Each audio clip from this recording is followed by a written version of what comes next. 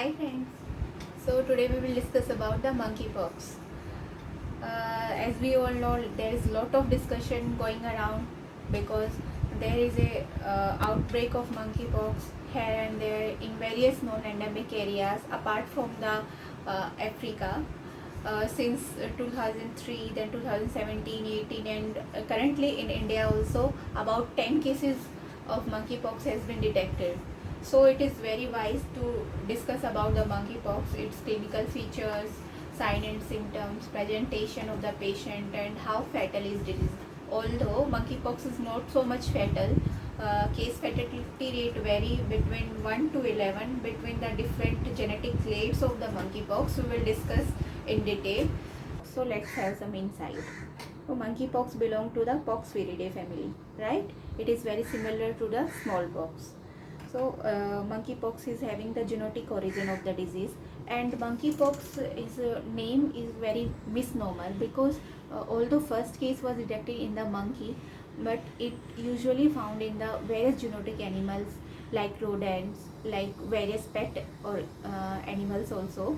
So we can say monkeypox is a misnomer kind of a thing, right?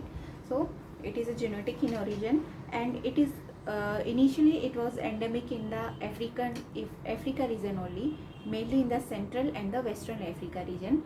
But after that, we can say first case was identified in the 1958 itself in the monkey, and first human case was found in the 1970s and in the Africa region. And after that, in 2003, first case was known endemic area was the United States of America, and that was in 2003. After that, a lot of outbreak is going on, and since 2018, 19, and now in July 2022, it monkeypox cases are also found in the India also, right?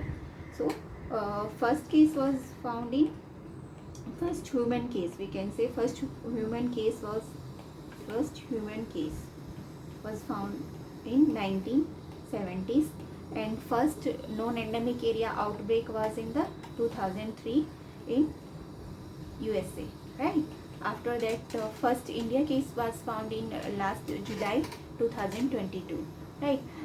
This data is not much important. This data I am telling you just to have an idea about the how this spread monkeypox, how this transmission occurred, right?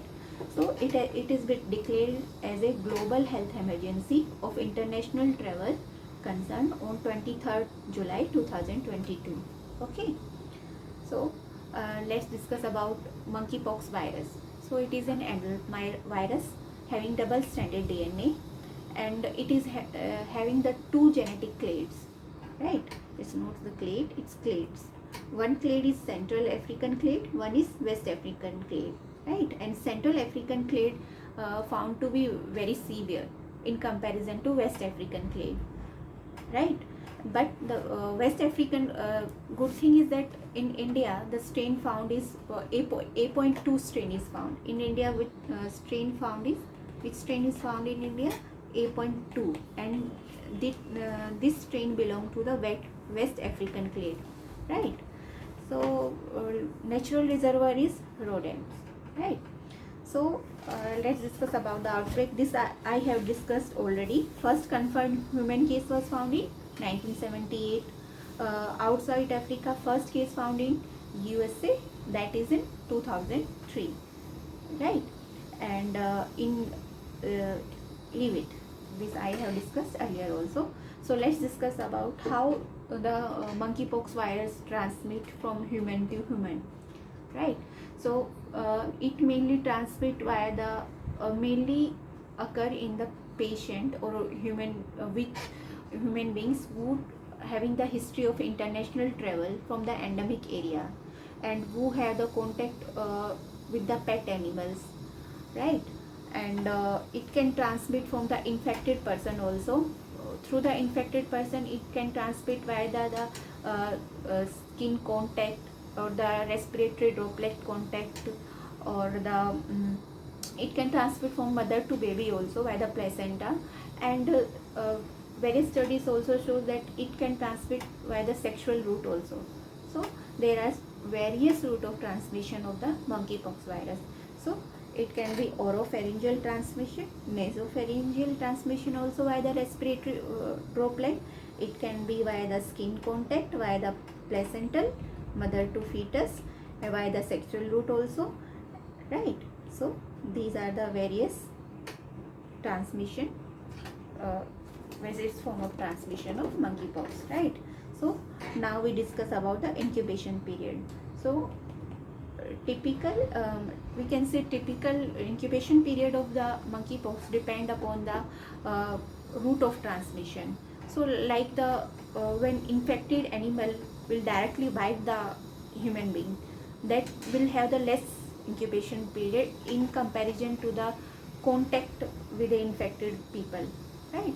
So if we can say incubation period varies accordingly, but in general incubation period is in between 7 to 14 days, right? So incubation period is 7 to 14 days. It may extend up to the 21 days, right? It may extend up to the 21 days. Now we will discuss about the clinical features in general. So whenever a patient will having the history of international travel, whenever a patient will having the history of any contact with any infected person, whenever a patient having history of any direct contact with pet animals, when the patient will develop symptoms, uh, symptoms, which symptom? Prodromal symptom. Prodromal symptoms include the fever, myalgia. Patient will have fever, myalgia, malaise, weakness, and chills, rigors, and lymphadenopathy. This lymphadenopathy features is very typical of monkeypox virus, because as I have already told that it belong to the monkeypox belong to the Poxviridae family, right? So it clinical features is somewhat similar to the chickenpox virus.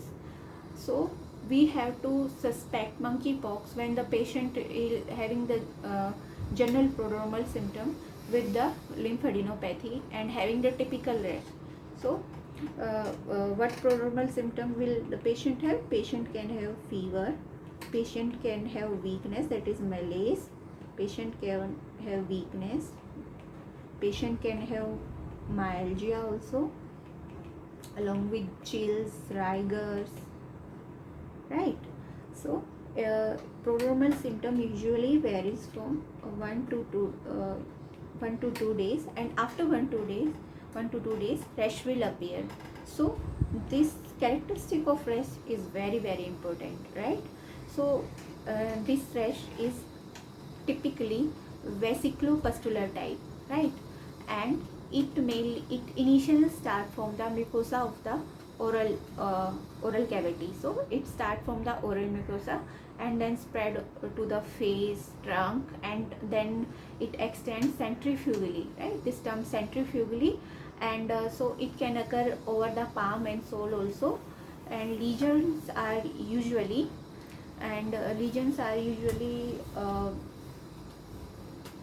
deep-seated lesions are there, and very painful lesions. Okay, so this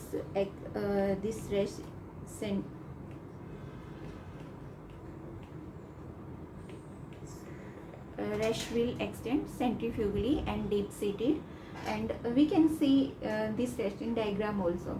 So this is the vesicular type of lesion, vesiculopustular. We can see the some pus here also, and elevation with the fluid filled cavity, some pus is also visible, and we can see the lesion over the palm also, right?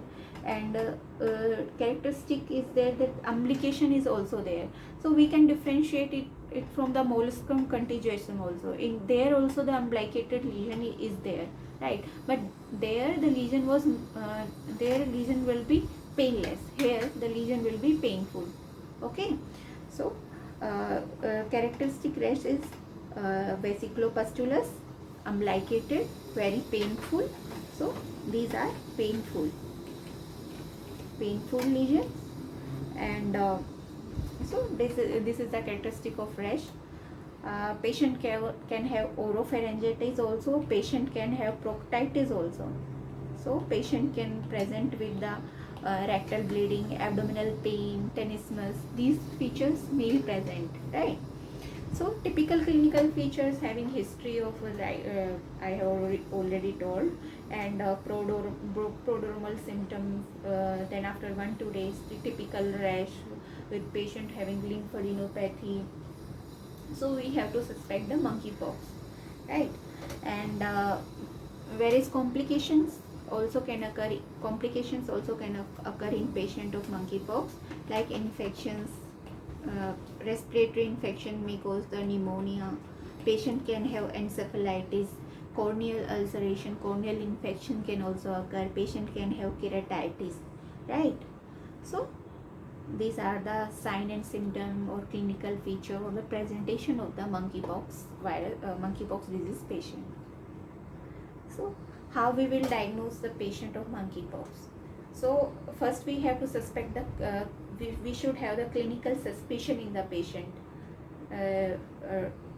that the patient have a history of international travel, patient have contact with the infected people, patient have the contact with the pet animal, patient have typical presentation of fever, malaise, lymphadenopathy, and patient have the typical rash, vesicopustular rash, even on the palm and sole, painful, unligated rash, and patient is having the respiratory disease and somewhat present like the chicken pox along with lymphadenopathy. So we should have the strong clinical suspicion in the patient, and after that we will isolate the patient, and we will confirm the case by the DNA amplification by the PCR technique, right? So we can diagnose the case by the PCR. After that how we can treat the patient. First of all, as we all know, in any other virus disease, we have to give the supportive care to the patient, and this is very transmissible from human to human, so we have to isolate the patient. Negative CDC recommend, Center of Disease Control and Prevention recommend negative pressure isolation of the patient of the monkeypox, and the rash of the patient should be covered properly, right? And care should be taken that handling the people who are taking care of the patient should be immunized properly, right? So all these general measures should be keep in mind. Along with the supportive care is given to the patient, like patient is having nausea, vomiting, or having the dehydration, we have to properly hydrate the patient. We have to give supplement of the nutrition. Proper nutrition supplementation should be given.